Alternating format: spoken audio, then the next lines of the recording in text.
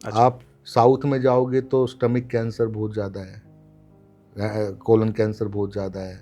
इस एरिया में नॉर्थ में आओगे तो हेड नेक ये वाला कैंसर ज़्यादा है। आप कश्मीर में जाओगे तो स्टमक कैंसर के चांसेस ज़्यादा हैं। मतलब जैसे जैसे लाइफस्टाइल उसी हिसाब से गंगा के किनारे किनारे जाओगे तो गॉल ब्लैडर कैंसर के इंसिडेंस बहुत ज़्यादा है कि हम लोग ना हमारी सोसाइटी में क्या हम कैंसर का नाम सुन के डर जाते हैं। और डरने का मेन कारण है कि अवेयरनेस का नहीं होना। अगर लोगों को जागरूकता है, उसकी नॉलेज है, तो उससे डरने की ज़रूरत नहीं, उससे अपने आप को बचाओ, क्योंकि कैंसर में बचाव ही एक तरीका है। तो लेकिन ऐसा क्यों हो रहा है? क्या कैंसर बढ़ रहा है या हम ज़्यादा सुन रहे हैं? जी। उसने दिखाया कि जो हाईएस्ट इंसिडेंस ऑफ कैंसर है हम्म। हमारे देश में, वो नॉर्थ ईस्ट में है। अच्छा, ऐसा क्यों? नॉर्थ ईस्ट में इसलिए कैंसर की इंसिडेंस है, एक तो वहाँ की जो लाइफस्टाइल है, वहाँ की जो फूड हैबिट है, वो बिल्कुल अलग है। हम जो अक्सर टीवी सिनेमा में जाते हैं तो वहाँ पे एक 2 मिनट का पहले ऐड आता है कैंसर को लेके, और अक्सर उसमें गरीब और समाज का लोअर तबके का इंसान दिखाया जाता है। तो क्या उससे कहीं ना कहीं धारणा भी बनती है कि ये जो कैंसर है वो एक लोअर इनकम ग्रुप का बीमारी है और हमें नहीं होगा? हमारे देश के अंदर भी अब cancer number 1 cause of death हो रहा है, दूसरे नंबर पर कार्डियोवैस्कुलर और तीसरे नंबर पर एक्सीडेंट। तो चांसेस क्या है एक आदमी के कैंसर से मरने पे?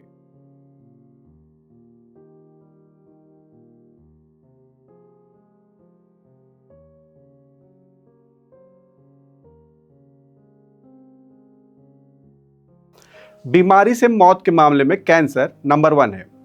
ये एक ऐसी बीमारी है जिसके गिरफ्त में आपके आसपास कोई न कोई जरूर होगा। जैसे ही आपको पता चलता है कि आपका कोई करीबी कैंसर से पीड़ित है, तो जाहिर है आपको भी इससे डर लगने लगता है। लेकिन आज के पॉडकास्ट में हम एक ऐसे रिसर्चर से आपको मिलाने जा रहे हैं जो लंबे समय से कैंसर से जुड़े हर पहलू पर शोध कर रहा है।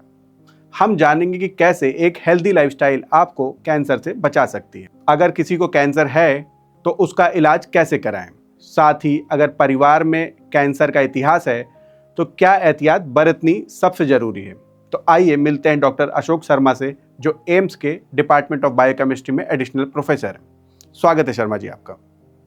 नमस्कार Akhilesh ji, thank you for inviting me in this broadcast. Sir, एक बहुत बड़ा जैसे टॉपिक है आजकल कैंसर, हर घर का टॉपिक है कैंसर, क्योंकि पहले कैंसर एक खास तरह की बीमारी हुआ करती थी। हम बहुत कहीं दूर दराज के लोगों में सुनते थे कि कैंसर हो गया। अब कैंसर क्या है, हर घर में कहीं ना कहीं किसी रिलेटिव, फ्रेंड, फैमिली आसपास बहुत कॉमन हो गया है। तो ऐसा क्यों हो रहा है? क्या कैंसर बढ़ रहा है या हम ज़्यादा सुन रहे हैं? नहीं अखिलेश जी, जैसे कि अभी हम लोग तो रिसर्चर हैं, आपको बताया कैंसर का इंसिडेंस बढ़ रहा है। कैंसर का इंसिडेंस अपनी कंट्री में बढ़ रहा है, थ्रू आउट द ग्लोब बढ़ रहा है। और दूसरा, हमारे यहाँ पॉपुलेशन साइज भी बढ़ रहा है एज कंपेयर टू दूसरी कंट्रियाँ जो अमेरिका हैं या जो दूसरी वेस्टर्न कंट्रियाँ हैं, उनके कंपेयर में हमारे देश में इंसिडेंस ऑफ कैंसर के रेट कम है, लेकिन हमारे यहाँ पॉपुलेशन साइज बहुत ज़्यादा है। और दूसरा, जो लाइफ स्पान था जो पहले 35 ईयर था, अब अराउंड 70 ईयर्स के करीब हो गया है। तो लॉन्गिविटी ऑफ द लाइफ और पॉपुलेशन साइज और दूसरा एनवायरमेंटल पोल्यूशंस, लाइफस्टाइल, इनकी वजह से number of incidents of cancer भी इंक्रीज हो रहे हैं और कैंसर की एज भी इंक्रीज हो रहे हैं हमारे देश के अंदर। अगर हम कॉज ऑफ डेथ की बात करें तो चांसेस क्या है एक आदमी के कैंसर से मरने के आज के टाइम पे? ये अखिलेश जी आपका बहुत अच्छा क्वेश्चन है। जो 2019 तक का जो डेटा था, हाँ जी। उससे पहले 3 मेन कारण थे। आप और मैं बैठे हैं, और भी लोग हैं, ये तो फैक्ट है कि हम मरेंगे। We are live, this accident, death is a truth. Correct. लेकिन हमारे मरने के कौन से कारण हैं? तो जो 2019 से पहले का एक जो साइंटिफिक लिटरेचर लैंसेट में एक रिपोर्ट पब्लिश हुई थी, कनाडा के अंदर मैकमास्टर यूनिवर्सिटी के अंदर स्टडी हुई, low income country, middle income countries के अंदर 21 कंट्रीज़ को इन्होंने लिया था अपने स्टडी के अंदर। उसके अकॉर्डिंग क्या था कि cardiovascular number 1 cause of death था, उसके बाद कैंसर और देन एक्सीडेंट। लेकिन इस स्टडी ने जो डेटा, बड़ा चौंकाने वाला डेटा आया, उसके अकॉर्डिंग क्या हुआ कि कैंसर अब सुपरसीड कर गया है कार्डियोवैस्कुलर डिजीज को। हमारे देश के अंदर भी अब cancer number 1 cause of death हो रहा है, दूसरे नंबर पर कार्डियोवैस्कुलर और तीसरे नंबर पर एक्सीडेंट। आप भी देखते होंगे हर दूसरे घर के अंदर आजकल हाँ एक जी। कैंसर का पेशेंट मिल जाता है।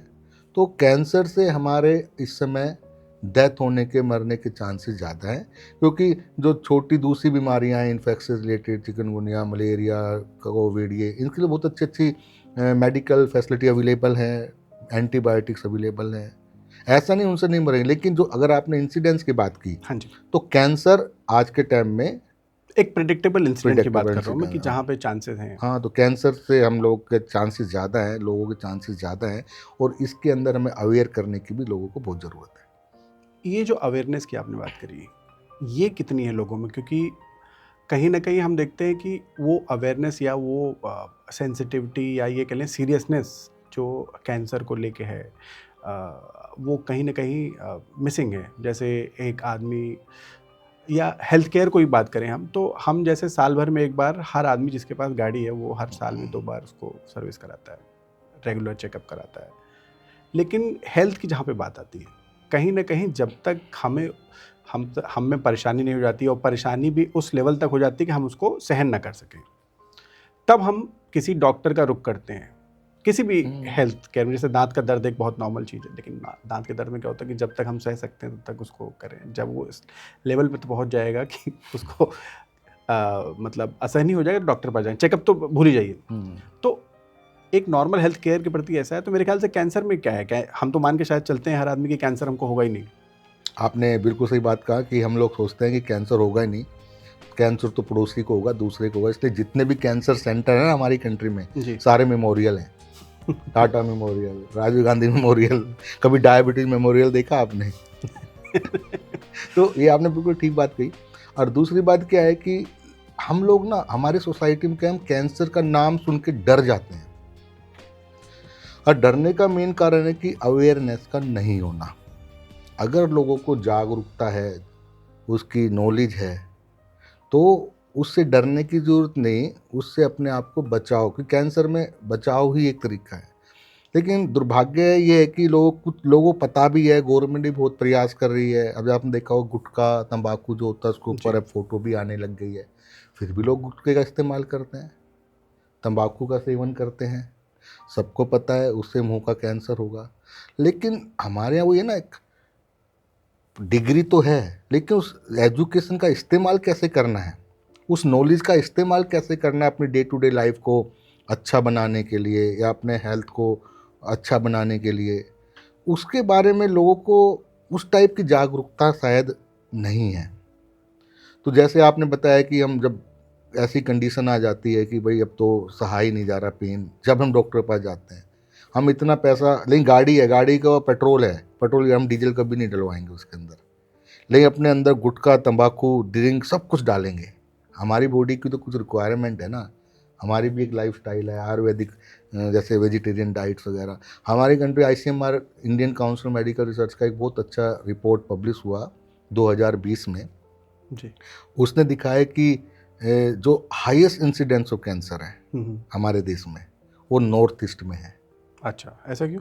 नॉर्थ ईस्ट में इसलिए कैंसर की इंसिडेंस है, एक तो वहाँ की जो लाइफस्टाइल है, वहाँ की जो फूड हैबिट है, वो बिल्कुल अलग है। आप देखोगे किसी भी एक नॉर्मल परिवार में वहाँ जाओगे, 4x4 का रूम होगा, उसमें एक मीट टका हुआ होगा सेंटर में, और उस पर चारकोल कोटेड होगा। तो एक तो नॉन वेजिटेरियन डाइट की बहुत ज़्यादा, दूसरा टेम्बुल करके एक वहाँ पे होता है तंबाकू की तरह का, उसका सेवन बहुत ज़्यादा है, सुपारी का सेवन बहुत ज़्यादा है। मतलब वहाँ की जो लाइफस्टाइल है वो अलग ही है। इसके विपरीत महाराष्ट्र में बारसी एक विलेज है। अच्छा। वहाँ का इंसिडेंस सबसे कम है कंट्री के अंदर, 50 पर लाख। क्यों, ऐसा क्यों? वहाँ की लाइफस्टाइल बहुत अच्छी है, लोग वेजिटेरियन हैं, योगा प्राणायाम जो एक हमारे आयुर्वेदा के अंदर जो बताया गया है, दे अडोप्टेड दैट हेल्दी लाइफस्टाइल। सो हमारी कंट्री में ही इतना डिफरेंस है, एक जगह बहुत ज़्यादा इंसिडेंस ऑफ कैंसर है, एक तरफ बहुत कम इंसिडेंस ऑफ कैंसर है। और उसका जो अध्ययन किया अभी तक का, उसके अकॉर्डिंग ये लाइफस्टाइल और इसका फूड हैबिट, इसका बहुत रोल है हमारे वेदाज में भी लिखा है, जैसा खाए अन्न वैसा रहे मन, है एक ना। आप वेज पे आपने मेरे ख्याल से वेज और नॉन वेज पे 2 बार फोकस किया, तो क्या वेज और नॉन वेज खाने से कैंसर के चांसेस में कुछ फ़र्क आता है? देखो, हमारी कंट्री मैक्सिमम हम उसको वेजिटेरियन कंट्री ही बोलेंगे, क्योंकि आधे लोग तो कोई मंगलवार के नाम का नहीं खाता है, कोई शुक्रवार के नाम का नहीं खाता है ना।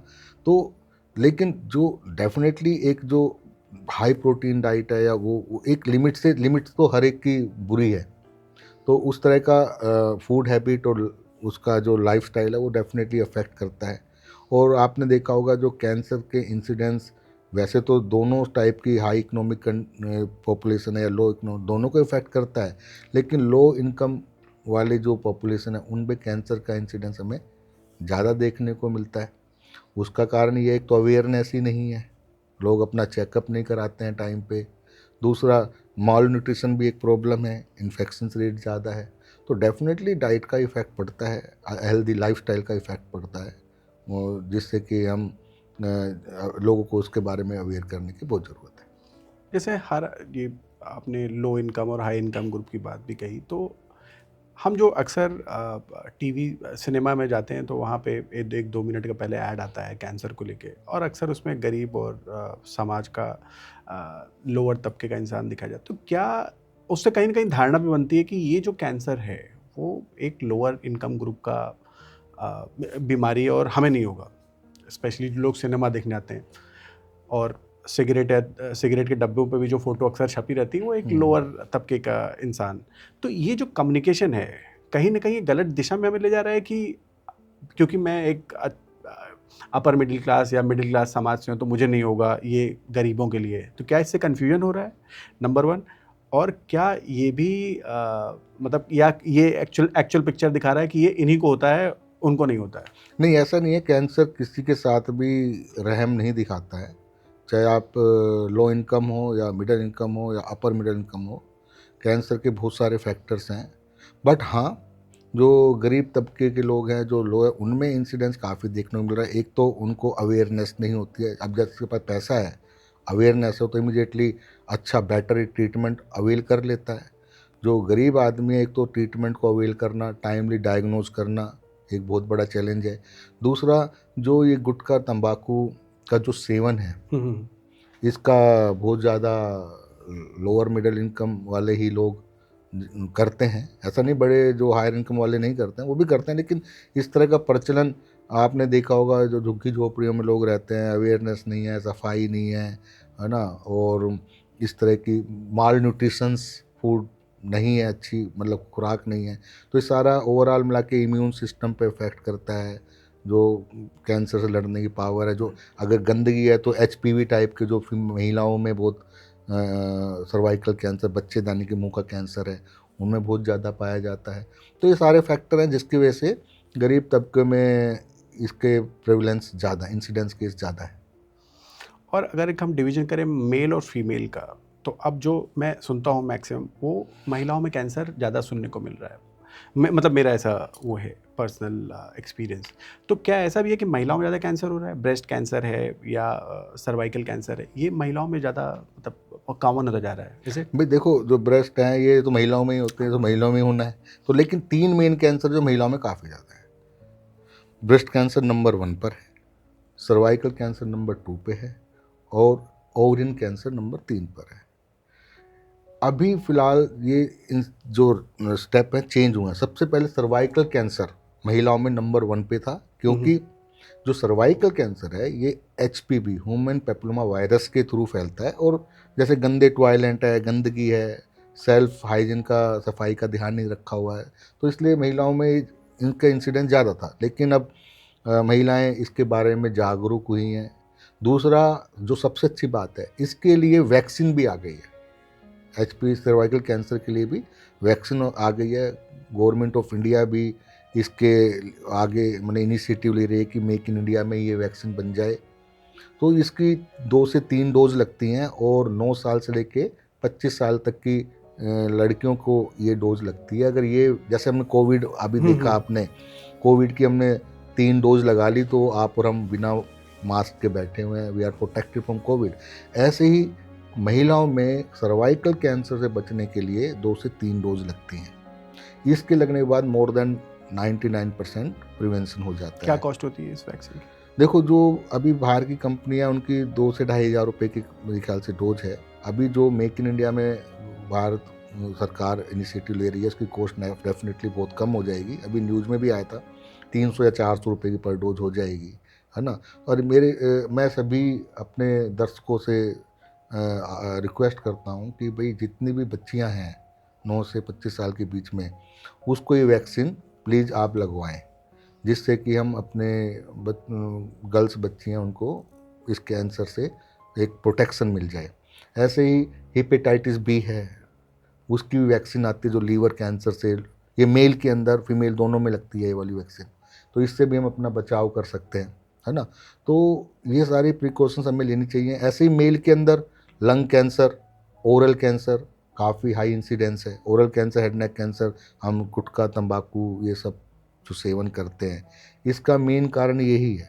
आप देखोगे हरियाणा, यूपी, बिहार, उड़ीसा, वेस्ट बंगाल, इस एरिया में हेड नेक ओरल कैंसर बहुत ज़्यादा इंसिडेंस है। अच्छा, क्यों? क्योंकि यही तंबाकू का जो सेवन है। अच्छा। एक और इंटरेस्टिंग थिंग ये है हमारे देश के बारे में, सभी टाइप के कैंसर का इंसिडेंस एक जैसा नहीं है। अच्छा। आप साउथ में जाओगे तो स्टमक कैंसर बहुत ज़्यादा है, कोलन कैंसर बहुत ज़्यादा है। इस एरिया में नॉर्थ में आओगे तो हेड नेक ये वाला कैंसर ज़्यादा है। आप कश्मीर में जाओगे तो स्टमक कैंसर के चांसेस ज़्यादा हैं। मतलब जैसे जैसे लाइफस्टाइल, उसी हिसाब से गंगा के किनारे किनारे जाओगे तो गॉल ब्लैडर कैंसर के इंसिडेंट्स बहुत ज़्यादा हैं। तो हमें इन्हीं सारे इंसिडेंट्स और स्टैटिस्टिक्स को ध्यान में रखते हुए अलग अलग, मतलब स्पेशलाइज्ड कैंसर सेंटर और रिसर्च सेंटर देश के डिफरेंट हिस्से में खोलने की आवश्यकता भी है। तो डाइटरी हैबिट्स, हमारे रिलीजियस वाइज भी हमारे डाइटरी हैबिट्स बहुत सारे चेंज होते हैं। कहीं पे शराब पीना अलाउड नहीं है, कहीं पे बोलते हैं कि गुटखा या तंबाकू का सेवन नहीं करना चाहिए। तो क्या इससे भी कोई डिफरेंस है यहाँ पे? रिलीजियस वाइज अगर कोई डिफरेंट रीजन को फॉलो करता है, उस रीजन के एक सेपरेट एक डाइटरी हैबिट है, तो उससे भी कैंसर पे इम्पैक्ट आता है? नहीं, देखो, जैसे मैंने बताया ना, देखो जितने भी हमारे रिलीजन्स हैं सभी अच्छी बातें सिखाते हैं और वो बड़े साइंटिफिक भी हैं, है ना। तो जैसे बताएगा कि रिलीजन में बोलते हैं तंबाकू नहीं खाना है, शराब नहीं पीनी है। बेसिकली ये हमको प्रोटेक्ट करते हैं कि भाई जो कैंसर जैसी बीमारियों से हम बच सकते हैं। अब हेड नेक ओरल कैंसर जो है, इसका सबसे ज़्यादा इम्पैक्ट तंबाकू की वजह से ही आता है। लीवर पे इम्पैक्ट शराब से। शराब की वजह से ही आता है। तो कैंसर किसी रिलीजन में ना कोई डिस्क्रिमिनेट नहीं करता कि मैं इस रिलीजन वाले को ज़्यादा हूँगा और इसको कम हूँगा। वो सबके साथ एक जैसा है, जो जैसा करेगा वो उसको चांस उसी हिसाब से मिलेगा। तो रिलीजन का ऐसा नहीं है, लेकिन रिलीजन डेफिनेटली अच्छी हैबिट सिखाते हैं हमको, इस तरह की बीमारियों से बचने के लिए हमें गाइडेंस देते हैं, तो एक अच्छी बात है। एक कैंसर इंफ्रास्ट्रक्चर की अगर हम बात करें, कैंसर बढ़ रहा है, बहुत तेज़ी से बढ़ रहा है, बट क्या कैंसर इंफ्रास्ट्रक्चर जो है, हॉस्पिटल्स हुए, इक्विपमेंट्स हुए, वो भी उसी रफ्तार से बढ़ रहा है? नहीं, उसकी रफ्तार थोड़ी सी कम है। नो डाउट गवर्नमेंट बहुत प्रयास कर रही है इसको करने में, लेकिन जो एक तो हमारा जो पॉपुलेशन साइज बढ़ता जा रहा है, दूसरा उसकी वजह से इंसिडेंस कैंसर भी बढ़ता जा रहा है। उस स्पीड से हमें इंफ्रास्ट्रक्चर को भी इंक्रीज करने की ज़रूरत है। और इंफ्रास्ट्रक्चर में दोनों चीज़ चाहिए, हॉस्पिटल्स भी चाहिए, ह्यूमन ट्रेंड रिसोर्सेज भी चाहिए, और सबसे बड़ी बात हमें R&D भी चाहिए। क्योंकि जैसे भी देखो, कोविड आया, कोविड के अंदर कोई इलाज संभव नहीं था, है ना। हाँ जी। लेकिन क्या हुआ, थैंक्स टू अवर साइंटिस्ट, जो साइंटिस्ट ने डे नाइट वर्क करके we develop one of the best Covid vaccine under leadership of honourable prime minister और जो हमारी टीम थी। अब सबको वैक्सीन लग गई, हम सब लोग प्रोटेक्टेड हैं। ऐसे सर्वाइकल कैंसर की मैंने भी बात की, हाँ जी। उसकी वैक्सीन है। तो इसका वैक्सीन का प्रोग्राम हमें लार्ज स्केल पे ऑलरेडी चल रहे हैं और फास्ट करने की ज़रूरत है। तो हम उससे अपने जितने भी फीमेल्स हैं जो 50% का रिप्रेजेंट करती है कंट्री में, जैसे पोलियो को इरेडिकेट कर दिया हमने कंट्री से, ऐसे हम सर्वाइकल कैंसर को भी इरेडिकेट कर सकते हैं। और ऐसे एग्जाम्पल हैं through out the globe, Australia है, न्यूजीलैंड है, वहाँ पर जो है सर्वाइकल कैंसर 100% ख़त्म हो चुका है, इरेडिकेट ही हो गया वायरस। तो ऐसे वैक्सीन प्रोग्राम करने की ज़रूरत है। दूसरा जो कैंसर का इलाज अभी आप बात करते हैं, बहुत महंगा भी पड़ता है। कैंसर सिर्फ एक आदमी को नहीं मारता है, उसकी फैमिली को भी इकोनॉमिकली किल कर देता है, क्योंकि इलाज काफ़ी महंगा है। इलाज महंगा होने के कारण ये कि जितनी भी मैक्सिमम जो इंटरवेंशंस के लिए मेडिसिन या चाहिए वो सब बाहर से इंपोर्ट होती हैं। तो करंट गवर्नमेंट ने काफ़ी अच्छे इनिशिएटिव चलाए हैं, मेक इन इंडिया।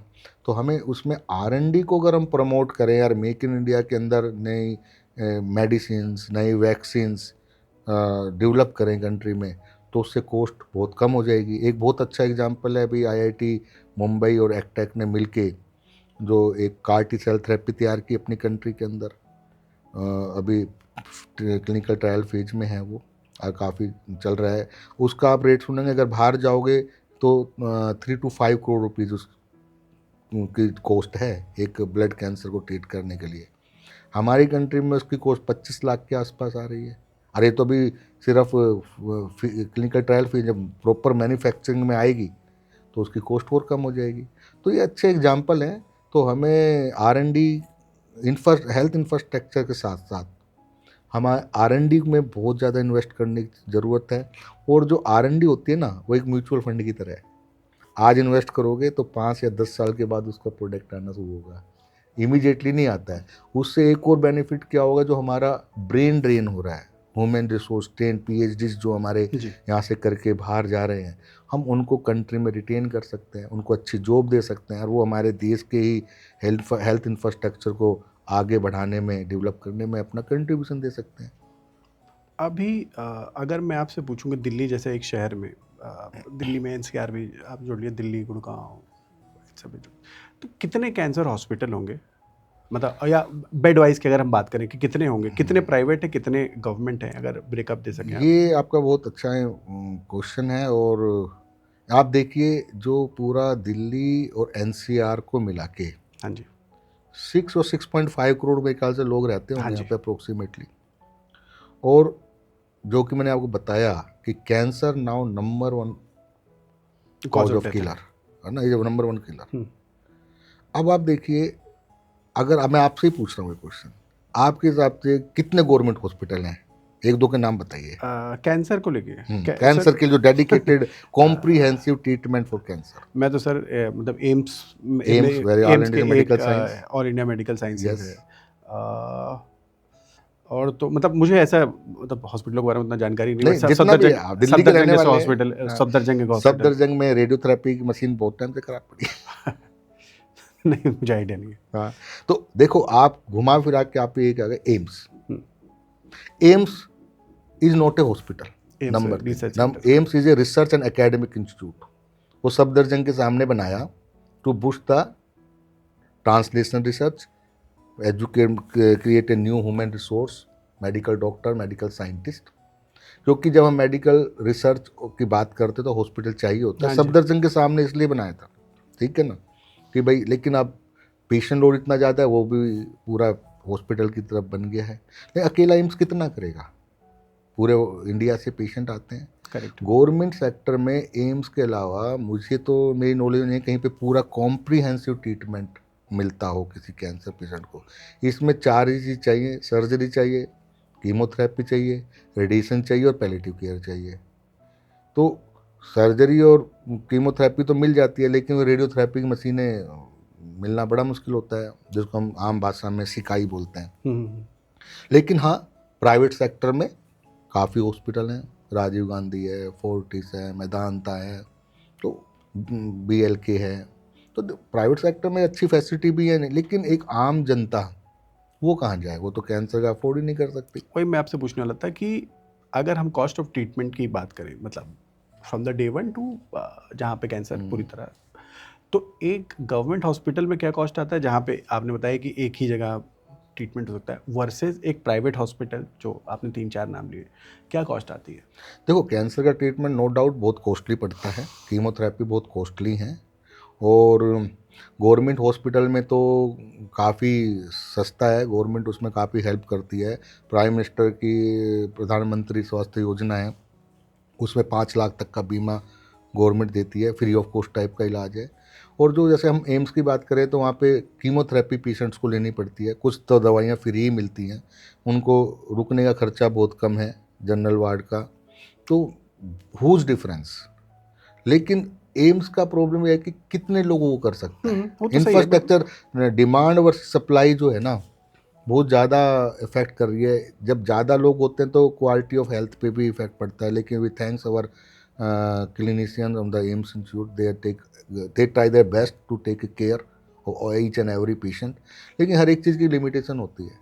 तो ऐसे ही हमने डॉक्टर, आपने सुना प्रोफेसर जी के रथ, उनकी लीडरशिप में एक बहुत बड़ा cancer centre government of India ने डेवलप किया, national cancer institute Jhajjar, 40 kilometre दूर है एम्स से। एम्स का कैंपस 2 है।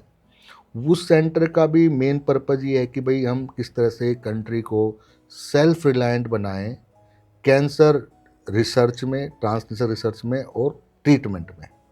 वहाँ 710 बेड हैं, 300 एकड़ के करीब लैंड है, डेडिकेटेड आपका रिसर्च ब्लॉक है, एकेडमिक ब्लॉक है, ओपीडी है, हाई एंड लेबोरेटरीज है, एक बहुत अच्छी इन्फोसिस के द्वारा डेवलप की धर्मशाला है। तो एक अच्छा ह्यूज इंफ्रास्ट्रक्चर है, लेकिन वो भी धीरे धीरे डेवलप हो रहा है। लेकिन इसके अलावा स्टिल हमें और जितने भी स्टेट गवर्नमेंट के हॉस्पिटल्स हैं वहाँ पर जो भी कमियाँ हैं, जैसे रेडियोथेरेपी की मशीन चाहिए या जो भी इंफ्रास्ट्रक्चर की कमी है या ख़राब, उनको अपग्रेड करने की ज़रूरत है, जिससे कि लोगों को और अच्छा इलाज मिल जाए और टाइम पे इलाज मिले। कैंसर के साथ एक ये है कि टाइम पे इलाज मिलना बहुत ज़रूरी है, अर्ली डिटेक्शन बहुत ज़रूरी है। अगर टाइम पे इलाज नहीं मिलता है, अर्ली डिटेक्शन नहीं मिलता है, तो फिर कैंसर किल कर देगा। Cancer like a one day cricket match, not test match कि टुक टुक करके खेलते ही रहो जी। तो चाहे तो कैंसर पेशेंट को मार देगा या पेशेंट कैंसर को हरा सकता है। हराने का एक ये अर्ली डिटेक्शन, टाइमली ट्रीटमेंट। और इसके लिए हमें डेफिनेटली ऑलरेडी गवर्नमेंट प्रयास कर रही है, ऐसा नहीं है, लेकिन ब्यूरोक्रेसी, रेड टेपिज्म, ये तो एक हमारा अंग्रेज जो है ना, हम लोगों को बहुत अच्छे से सिखा के गए हैं कि रेड टेप जो है ना, ट्रांसफर नहीं करना, लोग चुन काटो, कभी एंड ही नहीं होती। तो हमें इसके ऊपर थोड़ा सा ध्यान देने की ज़रूरत है कि हम टाइमली किसी भी प्रोजेक्ट को टाइमली कंप्लीट कर पाएँ और नई चीज़ों को आगे ऐड ऑन कर सकें। अब हम टेक्नोलॉजी पे काफ़ी रिलायंट है, हर सेक्टर में टेक्नोलॉजी आ रही है, स्पेशली आर्टिफिशियल इंटेलिजेंस से बहुत सारी बातें आ रही हैं। हम रिसर्च भी पढ़ते हैं बहुत सारे, जहाँ पे आर्टिफिशियल इंटेलिजेंस आपको अर्ली डिटेक्शन में हेल्प कर सकता है। फ़ोटो लेके माउथ कैंसर के बारे में शायद डिटेक्ट कर सके, या आपके टॉयलेट में चिप्स लगा के पता चल जाता है कि भाई आप इस बीमारियों की तरफ बढ़ रहे हैं। तो ऐसी कितनी टेक्नोलॉजी अभी प्ले में है जहाँ पे हम कैंसर के लिए इसका इस्तेमाल कर रहे हैं, और आम आदमी कैसे, अगर कहीं पे इसको यूज़ करके जानना चाहे कि उसको क्या संभावनाएं हैं कैंसर होने की या नहीं होने की, या है कि नहीं है, तो वो कैसे कहाँ पे जाए? देखिए, ये सेंचुरी 21st सेंचुरी जो हमारी है, ये टेक्नोलॉजी की सेंचुरी है। और भी thanks to our honourable prime minister, उनका आपने देखा होगा आर्टिफिशियल इंटेलिजेंस, उनका काफ़ी जोर है कि भाई हम आर्टिफिशियल इंटेलिजेंस जैसी टेक्नोलॉजी को हेल्थ सेक्टर में भी कैसे इस्तेमाल कर सकें।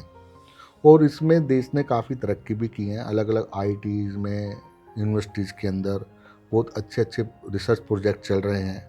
जैसे आपने बताया कि आजकल टॉयलेट में ही चिप लगा देते हैं, जब पेशेंट कोई भी सब्जेक्ट यूरिन करता है तो उसका रिपोर्ट भी आ जाता है ना, कि भाई डायबिटीज़ नहीं है, जिससे कि एक आइडिया मिल जाता है। इसी दिशा में हम लोगों ने एम्स न्यू दिल्ली के अंदर सीडैक पुणे के साथ मिलके एक सॉफ्टवेयर तैयार किया आर्टिफिशियल इंटेलिजेंस का, iOncology.ai। We thanks to the ministry of information technology, उन्होंने हमें फंडिंग दी इसके लिए। और जो हमारी पूरी टीम है, क्लिनिशियंस की जो टीम है, जिसमें medical oncologist, radiologist, pathologist, laboratory oncologist, molecular biologist, computer के लोग, हम सब ने मिलके सीडैक के साथ एक बहुत अच्छा सॉफ्टवेयर बनाया, iOncology.ai। इसका आप गूगल में डालेंगे, you get the more detail. और ये software basically breast and ovary cancer को ध्यान में रखते हुए बनाया है। इसको हम फर्दर भी एक्सटेंड करेंगे। ये एक स्टार्टिंग का सॉफ्टवेयर है जो कि हेल्प करता है अर्ली डिटेक्शन में। मान लीजिए assisting software to the clinician, जो हमारे डॉक्टर हैं, पैथोलॉजिस्ट हैं, रेडियोलॉजिस्ट हैं और जो मेडिकल ऑन्कोलॉजिस्ट, उनको हेल्प करता है पेशेंट का अर्ली डिटेक्शन में करने में, उसका EMR, EHR data, electronic health record maintain करने में। और ये सॉफ्टवेयर हमारा इंटीग्रेटेड है ABDM, Ayushman Bharat digital scheme जो कि गवर्नमेंट की है, उसके साथ हमने इसको सिंक कर दिया है। तो इस दिशा के अंदर भी हम लोग काफ़ी काम कर रहे हैं और इस सॉफ्टवेयर को आगे और इम्प्रूव कर रहे हैं कि भाई हम जो पेशेंट्स हैं, ब्रेस्ट ओवरी कैंसर पेशेंट्स हैं, उसको बेटर पर्सनलाइज ट्रीटमेंट प्रोवाइड कर सके। तो अभी रिसर्च मोड में ये प्रोजेक्ट चल रहा है, तो जैसे और इम्प्रूव होगा तो हम इसको रूटीन के अंदर भी फिर लेके आएंगे। ऐसे और यूनिवर्सिटीज़ और IITs भी हैं जो अलग अलग कैंसर को लेके इस डायरेक्शन में आगे बढ़ रही हैं। तो नो डाउट टेक्नोलॉजी का बड़ा रोल है अर्ली डिटेक्शन में, और हमें इसका पूरा फ़ायदा अपने समाज की भलाई के लिए उठाना चाहिए। आजकल मोबाइल के थ्रू हम अवेयरनेस भेज सकते हैं, कैंसर पेशेंट की ट्रैकिंग कर सकते हैं कि भाई उसको टाइमली इंफॉर्मेशन मिल जाए कौन सी मेडिसिन खानी है, उसकी डायग्नोस्टिक रिपोर्ट हम टाइमली देख सकें। तो इसका बहुत बड़ा आने वाले टाइम में हम अपने समाज के लिए ले सकते हैं। ये तो हुई दिल्ली की बात, मतलब दिल्ली में जाहिर सी बात है नेशनल कैपिटल है, इंफ्रास्ट्रक्चर आप कह रहे हैं, फिर भी उसके बाद जो है इंफ्रास्ट्रक्चर उतना स्ट्रांग नहीं है, और बहुत सारे बाहर के पेशेंट भी दिल्ली में आते हैं इलाज कराने के लिए, तो दिल्ली पे ओवरलोड है। लेकिन अगर हम एक rural for example west Delhi की बात करें, सॉरी वेस्टर्न यूपी की अगर बात करें, वेस्टर्न यूपी में कितने कैंसर हॉस्पिटल होंगे? या उत्तर प्रदेश की बात करें, सबसे बड़ा पॉपुलेशन है, करीब 20 करोड़ के आसपास है। बिहार एक बड़ा स्टेट है हमारे यहाँ, पिछड़ा हुआ भी है। मध्य प्रदेश एक स्टेट है। तो अगर स्टेट वाइज जाएं तो वहाँ पे क्या health care infrastructure specially cancer को लेकर है, वो कितना प्रभावी है? देखो, नो डाउट जिस हिसाब से पॉपुलेशन साइज हमारी बढ़ रही है और cancer number 1 cause of death है, उस हिसाब से इंफ्रास्ट्रक्चर हमारी कंट्री में आई रिग्रेट नहीं है।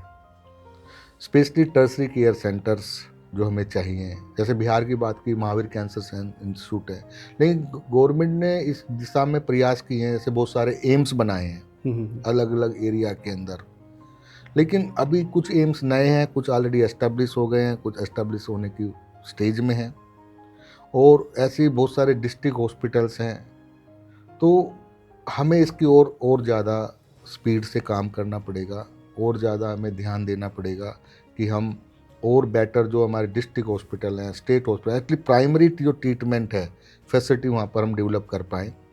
और इसके साथ साथ जब तक हम R&D में हेल्प नहीं करें, क्योंकि देखो हमारे देश में जो रिसर्च हो रही है उसका 80% फंड गवर्नमेंट से आता है, ओनली 20% फंड जो है प्राइवेट सेक्टर से। इसको रिवर्स करने की बहुत ज़रूरत है कि प्राइवेट सेक्टर्स को हमें मोटिवेट करना चाहिए अंडर CSR या दूसरे, और रिसर्चर्स को स्ट्रेंथन करें कि भाई आप अर्ली डिटेक्शन पे या मेक इन इंडिया में जो ड्रग्स हैं उनकी डिस्कवरी पे आप टाइमली फंड करें, रेड टेपिज्म को हटाएं, टाइमली जो योजनाएं हैं उनको फंड मिले, या टाइमली उनको स्टूडेंट्स की सैलरी, जो रिसर्चर है उनकी सैलरी, CSIR है, ICMR है, इनसे टाइमली उनकी सैलरी आए।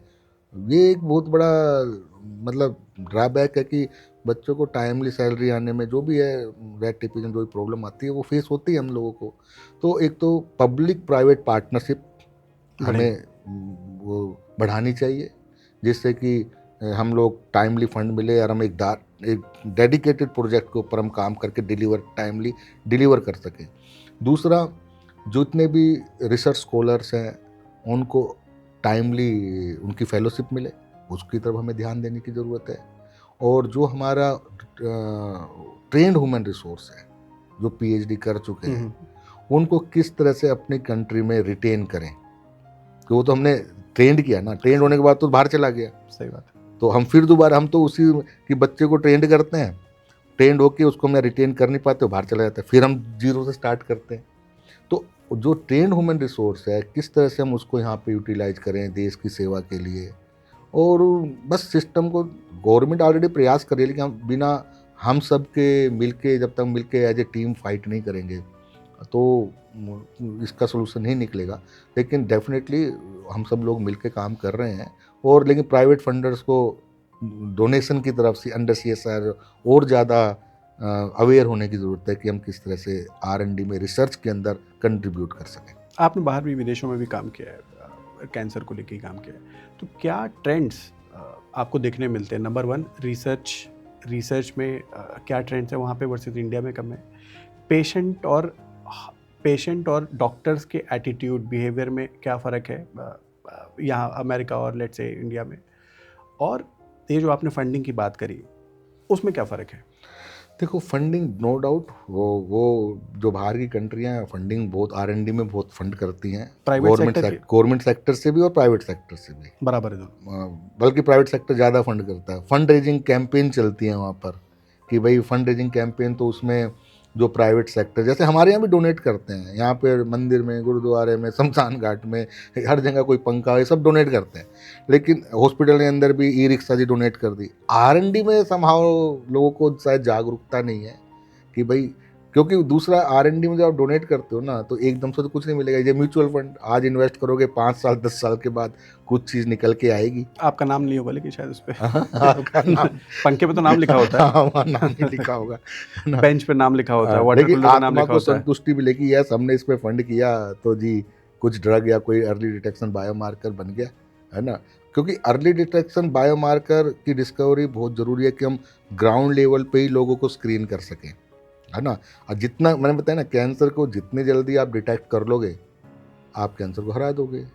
लेकिन हमारे यहाँ तो क्या होता है, जब भी कोई कैंसर पेशेंट आता है पहले खुद इलाज करता है, फिर पड़ोसी इलाज करते हैं, फिर मेडिकल स्टोर वाला इलाज करता है, फिर RMP वाला इलाज कर, जब वो एक छोटा सा ट्यूमर कोकोनट साइज का ना हो जाए ना, जब तक वो, फिर वो भागता है एम्स की तरफ। अगर पैसा है तो पहले प्राइवेट, फिर उसके लास्ट में आता है एम्स ज़रूर है।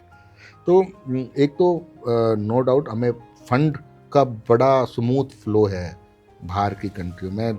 9-10 साल करीब रहा US में, और वहाँ पे टाइमली फेलोशिप बच्चों को टाइमली मिलती है, तो they are not worry about कि मेरी फेलोशिप आएगी कि नहीं आएगी। यहाँ तो 6 मंथ तक फेलोशिप ही नहीं आती कई बार। पैसा तो आता है लेकिन जिस समय ज़रूरत है उस समय नहीं आता है। उधार लेके, जब मैं स्टूडेंट था मैं भी करता था ऐसे, तो अभी भी है। तो हमें इस बारे में देखना है कि भाई किस तरह से टाइमली फंड का फ्लो, फेलोशिप रुकती नहीं है, टाइमली नहीं मिलती। प्रॉब्लम क्या, जब फंड्स भी है, दे भी रहे हैं, तो टाइमली क्यों? प्रोसेसिंग वो थोड़ा सा बारे में मैं ना थोड़ा विजिलेंट होना पड़ेगा। थोड़ा सा जो लोग इस सिस्टम में हैं उनको थोड़ा सा मर्सीफुल होना पड़ेगा। भाई आपकी सैलरी टाइम पे आ रही है, जो बच्चे रिसर्च कर रहे हैं उनको भी टाइम पे मिलना चाहिए ना। तो क्या इसका सॉरी तो दूसरा जो आपने पूछा कि दूसरा क्वेश्चन क्या था आपका, जो पेशेंट्स के एटीट्यूड में फ़र्क है। हाँ, तो देखो अब वहाँ पे US में हमारे, with thanks to our clinician, they are very patientful. जो हमारे इंस्टीट्यूट में हैं बेचारे सूर्य बैठते हैं 9-9:30, शाम को 4-4, 5-5 बजे तक OPD चलती है। इवन बायो ब्रेक के लिए टाइम नहीं मिलता है। US में तो 5 पेशेंट देख लिए कहानी खत्म। यहाँ तो 500 पेशेंट देखने पड़ते हैं एक क्लिनिशियंस को। और US में क्या है कि 5 पेशेंट देखा, then he spend the time in the laboratory along with the researchers. यहाँ तो टाइम ही नहीं मिलता है। पेशेंट लोड ही इतना ज़्यादा है कि इन्फर्स्ट सप्लाई वर्सेस डिमांड है ना। तो पेशेंट लोड इतना ज़्यादा है कि क्लिनिशियंस को, but still they have so patienceful, हर पेशेंट की अच्छे से बात सुनते हैं, जितना भी होता है उनको प्रॉपर गाइड करने की कोशिश करते हैं, है ना। तो ये तो डिफरेंस है पेशेंट लोड की। जैसे US में इतना पेशेंट लोड नहीं है। दूसरा इंश्योरेंस, हमारे यहाँ इंश्योरेंस पॉलिसी का भी अभी थोड़ी सी एक्टिव हुई है, लोग इंश्योरेंस कराने लगे हैं। US में तो सारा ही ट्रीटमेंट इंश्योरेंस बेस्ड है, एवरीथिंग। अगर इंश्योरेंस नहीं है तो आपका, जैसे आपने बताया डेंटिस्ट, दांत में दर्द है जी अभी, यहाँ तो आप किस रात के 12 बजे दर्द है तो आप जाके चले जाओगे, देख लेंगे, वहाँ 1 महीने का अपॉइंटमेंट मिलता है। तो नो डाउट हेल्थ इंफ्रास्ट्रक्चर की फैसिलिटी हमारे यहाँ अच्छी है, लेकिन सर्विस पर से डिमांड की वजह से ना थोड़ी सी प्रॉब्लम है। तो उसके दिशा में उस सिलसिले में गवर्नमेंट भी प्रयास कर रही है, सभी लोग प्रयास कर रहे हैं। लेकिन जब तक समाज वो आगे नहीं आएगा, समाज कैसे आगे जा सकता है? एक तो अपनी जनसंख्या कम करने की तरफ प्रयास करे, क्योंकि जब तक जनसंख्या कम नहीं होगी अब वो समाज ही कंट्रोल कर सके, फोर्स तो लगेगा नहीं उस पर। दूसरा अवेयरनेस। अब जरूरी थोड़ा है कि 50 मंजिल से कूदना, भैया पता है तंबाकू गुटखा खाने से मुंह का कैंसर हो जाएगा। जो तंबाकू लोग खरीदते हैं उस पर भी फ़ोटो छपी हुई है, उसके बाद भी लोग दिलेरी शो करते हैं, नहीं पता नहीं किसको क्या दिखाना चाहते हैं कि वो खाएंगे ही खाएंगे उसको। तो समाज का जागरूक होना, उसका बिना समाज के सहयोग के हम कैंसर से फाइट नहीं कर सकते हैं। चाहे गवर्नमेंट, कोई भी गवर्नमेंट कितना प्रयास कर ले, हर गवर्नमेंट की अपनी लिमिटेशंस होती हैं, तो समाज को इसमें सामने आना पड़ेगा। तो जो बार एक बात आप 2-3 बार एम्फेसाइज कर रहे हैं कि जो बच्चे रिसर्च करते हैं, रिसर्च फेलो हैं, उनका पेमेंट टाइम पे नहीं आता है, तो क्या कहीं ना कहीं एक समाज का जो हमारे यहाँ एटीट्यूड है, जो क्लिनिकल डॉक्टर हैं उनकी तो हम बहुत इज्जत करते हैं, सम्मान के नज़रों से देखते हैं, लेकिन जो रिसर्च फेलो है उनको लेके हमारे मन में जो है धारणा सही नहीं है कि भाई कुछ नहीं मिला तो चलो इन्होंने रिसर्च ही कर लिया, पीएचडी कर ली। तो क्या ये धारणा है कहीं पे कि ये तो रुकेंगे ही, रहेंगे यहाँ पे, हम उसको सीरियसली नहीं लेते? हाँ, समाज को पीएचडी को लेके थोड़ा सा उदासीन रवैया है समाज, सोसाइटी में, क्योंकि हम सोचते हैं कि भाई अगर एमबीबीएस किया तो बहुत अच्छा है, पीएचडी चलो कुछ नहीं मिला इसलिए पीएचडी कर रहा है, जबकि ऐसी बात नहीं है। पीएचडी एक हाईएस्ट एकेडमिक डिग्री है, और स्पेशली जो साइंस में हम लोग पीएचडी करते हैं, जैसे आप जाते हो कोई भी क्लिनिशियन आपको डायग्नोस्टिक टेस्ट लिखता है, भाई आप ब्लड टेस्ट करा लो या ये वाला टेस्ट करा लो, वो टेस्ट करा लो, एक टेक्नीशियन टेस्ट करता है, लेकिन वो टेस्ट डेवलप किसने किए? वो टेस्ट लेबोरेटरी में डेवलप होते हैं, एक scientist, research scholars day night laboratory में काम करता है, उसके बाद वो टेस्ट डेवलप होते हैं। इवन कोविड की वैक्सीन लो, कोविड की वैक्सीन डेवलप हुई, तो जो आप पूछ रहे थे यूएस और इंडिया में क्या डिफरेंस, यूएस में एक टीम की तरह लोग काम करते हैं, वहाँ पे कोई डिस्क्रिमिनेशन नहीं होता कि भाई ये एमएससी पीएचडी वाला है या ये एक एमडी बैकग्राउंड का है, तो वहाँ पे एक टीम काम करती है। और जो आज के टाइम में मेडिकल साइंस है काफ़ी कॉम्प्रिहेंसिव हो गई है, इसमें हर फील्ड के एक्सपर्टीज़ की ज़रूरत है। जो मेडिकल फील्ड से हैं एमडीज़, उनकी भी ज़रूरत है, जो पीएचडी बैकग्राउंड से साइंटिस्ट हैं उनकी भी ज़रूरत है, कंप्यूटर वालों की भी ज़रूरत है, बायोइन्फॉर्मेटिशियन की ज़रूरत है।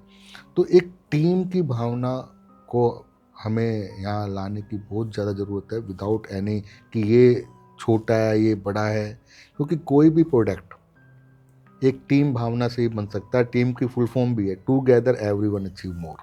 अगर हम सब लोग मिल के काम करेंगे, और सबसे बड़ी बात, समाज को भी जो पीएचडीज हैं, जो रिसर्च स्कॉलर्स हैं, उनकी तरफ, उनमें भी अवेयरनेस लाने की बहुत ज़्यादा ज़रूरत है।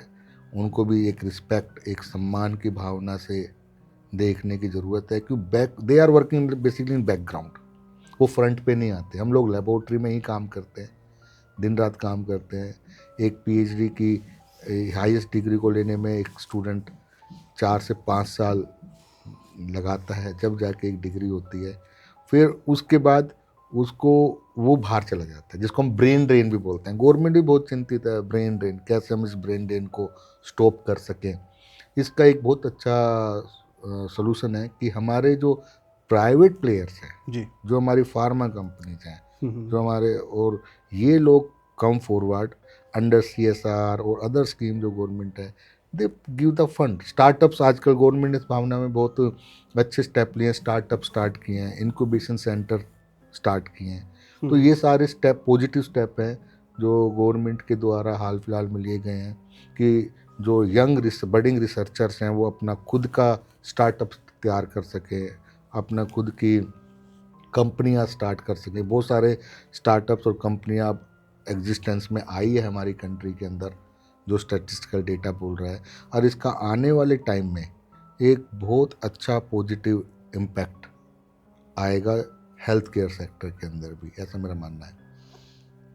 कोई परिवर्तन देख रहा है आपने पिछले, जैसे आपने कहा कि आप भी जब स्टूडेंट थे तो तब भी रिसर्चर्स को पैसे आने में, उनके जो स्कॉलरशिप होती है आने में टाइम लगता है, अभी भी आ रहा है, तो कोई परिवर्तन नहीं आया इतने 10 साल में इनको स्थितियों को लेके? नहीं, चेंज 10 आया साल है। से ज़्यादा मतलब। यस, हाँ, चेंज आया है। पहले हमको कैश हाथ में मिलता था, अब ऑनलाइन हो गया है, लेकिन टाइमली फंड तो अभी भी वो नहीं आ रहा है। बच्चों को टाइमली फंड मिलना बहुत ज़रूरी है। दिल्ली जैसी कैपिटल में अगर विदाउट फेलोशिप रिटेन करना अपने आप को बड़ा डिफ़िकल्ट होता है, और बहुत और फेलोशिप्स ज़्यादा इंक्रीज करने की ज़रूरत है इस फील्ड के अंदर, और ज़्यादा फंडिंग बढ़ाने की ज़रूरत है। तो फंड फ्लो और ज़्यादा करने की ज़रूरत है। हमारी जीडीपी का कुछ और परसेंटेज अगर बढ़ जाए R&D के अंदर, तो डेफिनेटली जो रिसर्च कम्युनिटी है उसका भला होगा, देश का भला होगा, और डेफिनेटली हेल्प मिलेगी उससे। एक मेल, अभी हमने कुछ देर पहले कैंसर में फीमेल्स पे जो कैंसर है उसके बारे में बात करी, बट इन जनरल अगर मेल के बारे में बात की जाए या ओवरऑल अगर सिर्फ पेशेंट्स की बात की जाए, हर तरह के पेशेंट की बात की जाए, तो कितने तरह के कैंसर देखने को मिल रहे हैं और सबसे भयानक कौन से हैं? हाँ, देखो, अपना देश में अप्रोक्सीमेटली 15 लाख के करीब कैंसर हर साल डिटेक्ट होते हैं। डिटेक्ट होते हैं, और डिटेक्शन का एक रीजन पे मतलब सहूलियतें बढ़ने लगी हैं। डिस्ट्रिक्ट हॉस्पिटल मैमोग्राम है, फीमेल के अंदर मैमोग्राम अब डिस्ट्रिक्ट हॉस्पिटल अवेलेबल है, पैप्समियर टेस्ट बहुत ज़्यादा है, तो लोग अवेयर भी जैसे जैसे होते जा रहे हैं, अपना टेस्ट करें तो उससे भी इंसिडेंट्स केस सामने आ रहे हैं। और जो आपने इंडिया में 7 डिफरेंट कैंसर बहुत प्रिविलेंट है, इसको हम इंडिया सेंट्रिक कैंसर बोलते हैं। जैसे मेल में, फीमेल मैंने बताया ब्रेस्ट और सर्वाइकल एंड आपका ओवेरियन कैंसर काफ़ी प्रोमिनेंट है। ऐसे मेल के अंदर oral, head neck, lung cancer, colorectal cancer, ये काफ़ी प्रोमिनेंट है। और कैंसर जो आपने बताया कौन से कैंसर भयानक है, देखो, ये जो कैंसर की भयानकता है ये इस पर डिपेंड करती है कि आप किस स्टेज और किस ग्रेड के ऊपर हॉस्पिटल में आ रहे हैं। अगर आपने अर्ली स्टेज पे डिटेक्ट कर लिया तो प्रोस्टेट कैंसर है 100% क्यूरेबल है, ब्रेस्ट कैंसर है 98% तक क्यूरेबल है आपका। लेकिन कुछ कैंसर हैं जैसे आपका पेनक्रिएटिक कैंसर है 6% curable rate, glioma brain cancer 5% curable rate. तो इन फील्ड के अंदर हमें R&D करने की बहुत ज़रूरत है। अब स्टीव जॉब थे एप्पल के CEO, इतना पैसा था, इतने एजुकेटेड थे, लेकिन पेनक्रिएटिक कैंसर था, नहीं बचा पाए, क्योंकि पेनक्रिएटिक डेडली कैंसर में। इरफान खान जी हमारे बड़े अच्छे फिल्मी एक्टर थे, ब्रेन कैंसर था तो नहीं बचा पाए, है ना। लेकिन और भी बहुत सारे एक्टर्स और समाज की लीडिंग पर्सनैलिटीज़ हैं जिनको था कैंसर, न्यूज़ में है already, they are 100% cure. Breast cancer, cervical cancer, lung cancer. तो कैंसर बताया ना, cancer as one day cricket match. ऐसे ही देखो, अभी आपने एक जनरल ऑब्जर्वेशन है, हमारे यहाँ एक बहुत अच्छी कमिटी सरदार जी हम बोलते हैं, और ये पर्सन ना गुटखा खाते हैं ना सिगरेट पीते हैं, तो इनमें जो oral cancer, head neck cancer incident बहुत कम है ना। तो ये कैसी लाइफस्टाइल है, किस टाइप का आप जीवन जीते हैं, पत्ती जीते हैं, तो उसका डेफिनेटली इम्पैक्ट पड़ता है। दूसरा, आप देखोगा, आप किसी भी किचन में चले जाए इंडिया की, आपको अदरक, कार्डिमम, छोटी इलायची, बड़ी इलायची, लहसुन, ये सब मिलेगा जी। They are rich in antioxidant. और एंटीऑक्सीडेंट भी क्या करता है, हमें कैंसर जैसी बीमारियों से बचाने में हेल्प करता है, क्योंकि हमारे इम्यून सिस्टम को बूस्ट करता है। तो ये सारे मतलब हमारी सोसाइटी ना एक काफ़ी अच्छी, बहुत अच्छी हैबिटें भी हैं, वो हम सबको, मैंने कहा ना कि इंडिया के अंदर जो इंसिडेंस ऑफ कैंसर कम है, पॉपुलेशन साइज ज़्यादा है। इंसिडेंस कम होने का ये भी एक मेन कारण है कि हमारी किचन जो है ना फुल ऑफ एंटीऑक्सीडेंट्स से भरी हुई है, हमारी फूड हैबिट इस टाइप अच्छी की है। है। एक बार बार अर्ली कैंसर डिटेक्शन की बात आ रही है इसमें, तो कब एक इंसान को, मतलब एक नॉर्मल हेल्दी इंसान, मैं कह लीजिए या यहाँ बैठे लोग और भी हैं, कब उनको लगता है कि या हम, मुझे एक बार टेस्ट करा लेना चाहिए, कब वो स्थिति, मतलब हम कैसे, एक इंसान जिसको, मुझे मेडिकल का कोई आइडिया नहीं है, हमें नॉर्मल एक जीवन जी रहे हैं, कभी दर्द होता है, कभी कुछ छोटी मोटी इंसिडेंट होता है, तो कब लगता है कि कैंसर का टेस्ट हमें कराना चाहिए एक नॉर्मल इंसान को? देखिए, एक तो साल में एक बार अपनी पूरा बॉडी चेकअप कराना ही चाहिए, ब्लड टेस्टिंग वगैरह जो भी है वो तो एक रूटीन में कराना ही चाहिए एक फैमिली को, एक पर्सन को। ज़्यादा खर्चा भी नहीं आता है, आजकल तो 2-2.5 हज़ार रुपये में ब्लड टेस्ट हो जाता है ना। अगर उसमें कुछ एबनॉर्मेलिटीज आती है तो आप फर्दर स्पेसिफिक टेस्ट के लिए जा सकते हैं। अब कैंसर टेस्ट का, जैसे कि अब किसी फैमिली में किसी मदर को ब्रेस्ट कैंसर है या ओवरियन कैंसर है, जो ये कैंसर है जेनेटिकली भी चलता है, जेनेटिक्स में, जीन में भी होता है। अब किसी की मदर को कैंसर है तो और उसकी जेनेटिक टेस्टिंग हुई है तो उसमें एक जीन होता है ब्रैका, BRCA1, BRCA2, तो ये फैमिली में चलता है। ऐसे कोलोरेक्टल कैंसर का है तो उनकी अगर डॉटर है तो उसको वो टेस्ट कराना ही। अगर ब्रैका जीन म्यूटेटेड है तो लाइफ में उसको कभी भी ब्रेस्ट या ओवरी कैंसर होने के चांसेस है। ऐसे ही 40 साल के बाद मैमोग्राम हर 3 साल में रिकमेंड होता है, और कोलोनस्कोपी कोलोरेक्टल कैंसर के लिए जैसे जैसे उम्र बढ़ती है तो अपना ये टेस्ट कराते रहना चाहिए। प्रोस्टेट कैंसर है तो PSA टेस्ट होता है ना। तो ये चाहे तो फैमिली हिस्ट्री ऐसी है आपको उसमें स्पेशलाइज टेस्ट कराने हैं, नहीं तो रूटीन टेस्ट तो साल में एक बार ही कराना है। अगर उसमें कुछ एबनॉर्मलिटी दिखती है तो यू शुड गो, मतलब अपने डॉक्टर के पास जाइए, वो आपको प्रॉपर रिकमेंड करेगा कि भाई कौन सा टेस्ट कंपलसरी है। अगर कैंसर में अगर ये कंफर्म हो जाता है भाई इसको ये वाला टेस्ट है, कैंसर है, और अर्ली स्टेज में आप दिखा लेते हैं तो आपका सर्वाइवल के चांस बहुत ज़्यादा बढ़ जाते हैं, आपका ट्रीटमेंट का खर्चा बच जाता है। तो ये इस तरह से समाज के लिए, सोसाइटी के लिए बड़ा बेनिफिट है। ये आपने बड़ी इंटरेस्टिंग बात की कि जिसके फैमिली में कैंसर की हिस्ट्री है उनको कौन कौन से टेस्ट कराने चाहिए। At the same point of time जिनके फैमिली में कैंसर हिस्ट्री रही है, एक तो टेस्ट की बात आपने की थी, तो लाइफस्टाइल में क्या ऐसा परिवर्तन लाएं कि ये चीज़ें कम हो सकें। टेस्ट तो जाहिर सी बात है, टेस्ट आप कराएंगे, हो सकता है निकले ना निकले, it could be anyway, but lifestyle में क्या परिवर्तन लाएं तो, और सबके लिए, मतलब ना ही सिर्फ कैंसर वालों के लिए अलग से बता दीजिए, बट जिनके कैंसर ना भी हो वो ऐसा क्या करें कि कैंसर से थोड़ा दूरी बना के रखें। देखो, सबसे अच्छा तो हमारे आयुर्वेदा में सारी चीज़ें बोली हुई है। आयुर्वेदा जो है ना, ट्रीटमेंट करने पहले वो प्रोटेक्ट करता है कि आपको बीमारी हो ही ना। उसमें आपको बताया किस टाइप का फूड खाना चाहिए। आप सिंपल सा एग्जांपल मैं आपसे पूछता हूँ, आप जब भी किसी भंडारे में, गुरुद्वारे में, या जहाँ पे सात्विक फूड मिलता है, आप खाना खाते हैं, कैसा फील करते हैं? अच्छा लगता है ना, अच्छा लगता है। लेकिन आप किसी पार्टी में जाते हैं रात को, मैरिज में या किसी वो पार्टी में रात को खाना खाते हैं, तो रात के 2 बजे क्या होता है आपके साथ? क्या होता है? Heaviness, acidity. खाना तो आप वही का, आप भी वही हो, खाना भी उसी टाइप का है, लेकिन आपने खाने का नेचर चेंज कर दिया। तो वेदास में बोला जैसा खाया अन्न वैसा रहा मन।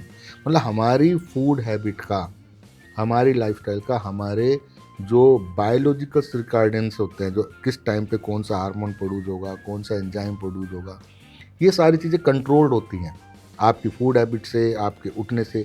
एक और फील्ड जिसमें मेरा एक्सपर्टीज है, कैंसर एपिजेनेटिक्स। मैं एपिजेनेटिक फील्ड में काम करता हूँ। अब आप पूछेंगे एपिजेनेटिक्स क्या है? एक सिंपल लेमन लैंग्वेज में आपको बताता हूँ। आपने एक सेंटेंस पढ़ा, रोको मत जाने दो, उसके नीचे मैंने लिख दिया रोको मत जाने दो। अब कोमा चेंज कर दो, एक रोको के बाद लगा दो कोमा, एक मत के बाद लगा दो। सेंटेंस क्या बन गया? परिवर्तन हो। क्या परिवर्तन हुआ बताओ? रोको हाँ, मत जाने दो। ठीक है। और दूसरा रोको मत जाने दो। अब अल्फाबेट तो सेम है, करेक्ट, लेकिन मीनिंग क्या हो गया? परिवर्तन हो गया, है ना, बिल्कुल अपोजिट हो गया। अब हम ट्विंस की बात करें। ट्विंस क्या होते हैं कि एक ही मोनोजाइगोट ट्विंस से, एग से 2 का बन जाना, मतलब उनका जेनेटिक प्रोग्राम जो है बिल्कुल सेम है। करेक्ट। लेकिन एक ट्विंस को जुड़वा बच्चे, ट्विन मतलब जुड़वा बच्चे जो होते हैं, एक जुड़वा बच्चे में से एक को कैंसर, डायबिटीज जैसी बीमारी हो, एक बिल्कुल ठीक है, क्योंकि उनकी लाइफस्टाइल में डिफरेंस है। तो ये जो लाइफस्टाइल है ना, ये कोमा को इधर से उधर कर देता है, इसको एपिजेनेटिक्स बोलते हैं। तो ये एपिजेनेटिक बेस्ड रिसर्च भी आजकल बहुत मतलब 21st सेंचुरी में एक्साइटिंग फील्ड है। इस पे भी लोग इस तरह की दवाइयाँ बनाने की कोशिश करें। मेरी लैब में भी इस तरह का काम चल रहा है। तो बताने का मतलब ये है कि आपकी लाइफस्टाइल कैसी है, आपका स्ट्रेस लेवल कितना, स्ट्रेस लेवल भी आपका इफेक्ट करता है। और स्ट्रेस कैसी भी हो सकती है, इकोनॉमिक स्ट्रेस है, जॉब की स्ट्रेस है, आपकी फैमिली की स्ट्रेस है। तो ये स्ट्रेस भी एपिजीनोम्स को चेंज करते हैं। हम कहते हैं protect your genome. Correct. Genome के साथ हमें अपना एपिजीनोम भी प्रोटेक्ट करने की ज़रूरत है। वो कैसे होगा? वो अच्छी लाइफस्टाइल, अच्छी फूड हैबिट, स्ट्रेस लेवल 0।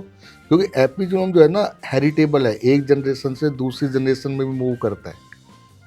तो एपिजीनोम प्रोटेक्ट करने का एक है, just live cool life without any stress, keep a very food habit, add morning walk. जैसे ऑनर प्राइम मिनिस्टर भी अपना वीडियो डालते हैं, योगा डे सेलिब्रेट होता है, वो योगा डे एक दिन सेलिब्रेट करने की जरूरत नहीं है, वो डे टू डे अपना लाइफ के अंदर इंट्रोड्यूस करने की ज़रूरत है। तो उस सब से आपका स्ट्रेस लेवल कम होगा, आपका मेंटल, आपके जितने भी बॉडी में हार्मोन्स या जितनी भी चीज़ें बायोलॉजिकल क्रियाएं हैं वो सही तरह से इम्पैक्ट करेंगी। भाई कैंसर है क्या? कैंसर बेसिकली जो सेल हमारी आप और मेरी बॉडी में रोज़ कैंसर सेल प्रोड्यूस होते हैं एवरीडे, लेकिन हमारा इम्यून सिस्टम इतना स्ट्रॉन्ग होता है कि वो कैंसर और नॉन कैंसर सेल को डिटेक्ट कर लेता है और कैंसर सेल को मार देता है। जब हमारा इम्यून सिस्टम वीक हो जाता है तो कैंसर सेल उससे बच जाते हैं, अब एक जगह होके अनकंट्रोल मल्टीप्लाई ग्रोथ शुरू कर देते हैं। जब एक जगह होगा वो होगी अर्ली स्टेज, जब वही कैंसर खून की नलियों के दोबारा अलग अलग हिस्सों में फैल जाता है वो मेटास्टेटिक स्टेज हो गई। एक जगह तो आपने सर्जरी कर दी, उसको निकाल दिया, फेंक दिया, लेकिन जब मल्टीपल एरिया में चला गया तो कहाँ कहाँ से निकालोगे, वही प्रॉब्लम है। इसलिए अर्ली डिटेक्शन, अच्छी लाइफस्टाइल, ये सारी बहुत ज़रूरत है। अगर किसी को कैंसर हो जाए तो एक तो अगर आपका कीमोथेरेपी चल रहा है, रेडिएशन चल रहा है, तो साथ में दवाइयों के साइड इफ़ेक्ट कम हो, आप अडोप्ट द अच्छी फूड हैबिट और अपनी लाइफस्टाइल को अच्छे से मेंटेन करें। बार बार आयुर्वेदा की बात हो रही है और आपने वेदों की बात भी की, तो एक अल्टरनेट मेडिसिन का कितना इस्तेमाल हो रहा है कैंसर में आज के टाइम पे? देखो, हम इसको अल्टरनेट मेडिसिन बोलते हैं। Instead of alternate we bring in the mainstream medicine. वो उसके लिए क्या है, देखो आयुर्वेदिक के अंदर बहुत आयुर्वेदा है, होम्योपैथ है, they are lot of patients. हमने खुद जाके देखे क्लिनिक में अलोंग विद डॉक्टर रथ जो कि रेडिएशन ऑन्कोलॉजिस्ट हैं, हम लोग गए एक दो क्लिनिक्स में, हमने देखा बहुत सारे पेशेंट्स जिनको मेन स्ट्रीम मेडिसिन ने मना कर दिया, they have the quality of life, they are improved. अभी मेरी लैब में भी एक होम्योपैथिक ड्रग का क्लिनिकल ट्रायल हम लोग रन कर रहे हैं लंग कैंसर के लिए, और इसमें काफ़ी पेशेंट्स हमको सपोर्ट कर रहे हैं, क्योंकि हमारे समाज में ना पेशेंट्स भी थोड़ा सा अवॉइड करते हैं कि भाई हम क्लिनिकल ट्रायल में इन्वॉल्व ना हों, डरते हैं। जबकि डरने की ज़रूरत नहीं है, क्योंकि जिस पेशेंट के लिए कोई ट्रीटमेंट ऑप्शन ही नहीं है, मतलब वो जाते हैं लेकिन ट्रायल के नाम से डर जाते हैं, वहाँ पर रिसर्च हो जाएगी। भाई इधर उधर दवाई खा रहे हो, वो तो अनकंट्रोल क्लिनिकल ट्रायल हो रहा है आपके ऊपर, हम लोग कर रहे हैं तो पूरे रूल एंड रेगुलेशन के साथ कर रहे हैं, और वो भी उन्हीं दवाइयों करते हैं जो ऑलरेडी अप्रूव्ड है। जैसे होम्योपैथ में दवाइयाँ जो ऑलरेडी एक होम्योपैथिक क्लिनिशियन देता है, हम उसका भाई डेटा कलेक्ट कर रहे हैं, भाई इस दवाई का अगर अच्छा इम्पैक्ट आ रहा है तो मैकेनिज्म क्या है, जिससे कि हम एक डेटा मेंटेन कर सकें, पब्लिश कर सकें, जिससे कि उसको फिर मेन स्ट्रीम में ला सकें। अगर किसी भी आयुर्वेदिक या होम्योपैथिक या कोई और भी पद्धति है सीधा, उसको अगर मेन स्ट्रीम में लाना है तो उसके लिए हमें साइंटिफिक एविडेंस जनरेट करने पड़ेंगे, और वो साइंटिफिक एविडेंस बिना जो हमारी सोसाइटी के कैंसर पेशेंट है तो वो कम फॉरवर्ड नहीं आएंगे, इनरोल्ड नहीं होंगे स्टडी में, तो बड़ा डिफ़िकल्ट है। तो समाज का सहयोग तो हर स्टेज पे चाहिए ही। तो आयुर्वेदा मेडिसिन या जितनी भी हैं, हमको अल्टरनेट की बजाय अगर उनको मेन उसमें लेके आए, इसमें गवर्नमेंट ऑफ इंडिया ने काफ़ी एक अलग से मिनिस्ट्री बनाई है, AYUSH ministry, they are working very good, और हर डिस्ट्रिक्ट डिफरेंट हॉस्पिटल्स के अंदर, हमारे एम्स में भी आयुर्वेदा सेंटर ओपन हुआ है, एनसीआई झज्जर में भी उनके क्लिनिक चलते हैं, क्योंकि ये जो दवाइयाँ हैं ना, जो कीमोथेरेपी, उनके साइड इफ़ेक्ट को काफ़ी हद तक कम करने में हेल्प करती हैं। और देखो आयुर्वेदा का सीधा कॉन्सेप्ट है कि आप बीमार ही ना पड़े, तो उसमें लिखा है कि कौन से सीजन में कौन सा फूड खाना है, किस तरह से उठना है, किस तरह से सोना है। अगर हम उसको फॉलो करते तो उसका इम्पैक्ट हमारी गुड हेल्थ के ऊपर पड़ता है। और डेफिनेटली इन जो आयुर्वेदा है, होम्योपैथी, इसके लिए हमें साइंटिफिक एविडेंस क्रिएट करने की ज़रूरत है, इसके लिए क्लिनिकल ट्रायल रिसर्च स्टडी करने की जरूरत, जिसके लिए हम सब लोग मिलकर प्रयास कर रहे हैं। कोई अगर आपकी रिसर्च को फंड करना चाहे या रिसर्च में सहयोग देना चाहे तो आप आपसे कैसे जुड़े, इस कैमरे में देख के आप बता सकते हैं। और अखिलेश जी, आपका बहुत अच्छा question, thank you asking this question. As you know, my name doctor Ashok Sharma, additional professor all institute medical sciences, department of biochemistry. और we are very thankful if someone interested to fund project in R&D, तो आप मेरे department of biochemistry मुझसे direct contact कर सकते हैं। मेरा email ID ashok.sharma@aims.edu। ये जो भी आप फंड देंगे as per government of India guidelines, institute की गाइडलाइंस, उसके थ्रू प्रॉपर प्रोसेस होता है। और एज पर गाइडलाइन ये पूरा प्रोजेक्ट जिस एरिया में आप फंड करना चाहते हैं, we will write that project. उसमें उस प्रोजेक्ट की पूरी अप्रूवल, एथिकल क्लियरेंस, जो भी हमारे इंस्टीट्यूट का सिस्टम है उसको फॉलोअप करके हम उसको प्रोजेक्ट को अप्रूवल कराते हैं। उस तरह से आप हमसे जुड़ सकते हैं। और ये एक समाज और सोसाइटी के लिए बहुत अच्छा काम है, और जिससे कि हम इस डायरेक्शन में बहुत सारे कैंसर पेशेंट्स के लॉन्ग टर्म ट्रीटमेंट या उनके अर्ली डिटेक्शन में सहयोग कर सकते हैं मिलके। और ये एक बहुत सराहनीय कदम रहेगा अगर सब लोग, प्राइवेट सेक्टर के लोग फंड करने आएंगे R&D के अंदर। अशोक जी, काफ़ी जानकारीपूर्ण सेशन रहा, और कहें कि अगर कोई भी व्यक्ति जो है इस पॉडकास्ट को देख रहा है और उससे किसी भी तरह की कोई भी हेल्प मिलती है उसको, चाहे वो लाइफस्टाइल इंप्रूव करने की हो, चाहे वो कैंसर डिटेक्शन की हो, तो एक बहुत बड़ा कंट्रीब्यूशन ही हमारा समाज को लगता है। तो ये जानकारियाँ काफ़ी महत्वपूर्ण हैं, और मुझे लगता है कि काफ़ी लोगों को आने वाले टाइम तक ये इन्फॉर्मेशन जो है यूज़फुल रहेगी। तो इसके लिए बहुत बहुत धन्यवाद। किसी तरह का कोई अपील करना चाहते हैं तो हमारे कैमरे में देख के आप अपील कर सकते हैं। हाँ अखिलेश जी, मैं जो भी लोग इस ब्रॉडकास्ट को सुन रहे हैं, thank you for their time. लेकिन मैं आप सभी लोगों से 3 रिक्वेस्ट करना चाहूँगा। नंबर 1, आपके परिवार में, आपके समाज में, आपके सोसाइटी में अगर कोई 9 साल से 25 साल तक की गर्ल्स बच्ची है, फीमेल बच्ची है, आप उसको सर्वाइकल कैंसर की वैक्सीन ज़रूर लगवाएं, जिससे कि उसको मोर देन 99% तक जो बच्चे के दाने के मुंह का कैंसर है उससे प्रोटेक्शन मिल जाएगी, जैसे हम लोगों को कोविड से वैक्सीन मिल गई। नंबर 2, ये जो गुटखा और तंबाकू का सेवन है किसी भी फॉर्म में, बीड़ी, सिगरेट, जो क्या क्या अलग अलग गुटखा आते हैं, उसको खुद भी छोड़ें अगर आप खाते हैं तो, और अपने पेरेंट्स को, अपने भाई को, अपने दोस्त को, जो भी समाज में जिससे आप जुड़े हुए हैं और वो खाता है तो उसको रोकने में उसकी मदद करें। क्योंकि ये सबसे बड़ी समस्या है oral cancer, head neck cancer. इससे हम बिना आपके सहयोग के कोई भी गवर्नमेंट फाइट नहीं करती। आप इसमें सबसे ज़्यादा कंट्रीब्यूशन कर सकते हैं। और तीसरा, आप किसी भी तरह से R&D प्रोजेक्ट में, रिसर्च एंड डेवलपमेंट में अगर आप सामने आ सकते हैं कि हम कंट्रीब्यूट करें, जिससे कि इससे हमें एक तो रिसर्च करने में जो अर्ली डिटेक्शन, नई मेडिसिन, नए उसको इंस्ट्रूमेंट या जो भी चीज़ चाहिए कैंसर के लिए, हम मेक इन इंडिया में जो ऑनरेबल प्राइम मिनिस्टर साहब का भी विजन है उसमें हम अपना सहयोग दे सकते हैं। So thank you very much for your time और listening for me. Thank you Akhilesh ji for wonderful this discussion और डिबेट। तो thank you for your time. आपने टाइम निकाला, हमारे लिए बहुत बड़ी बात है।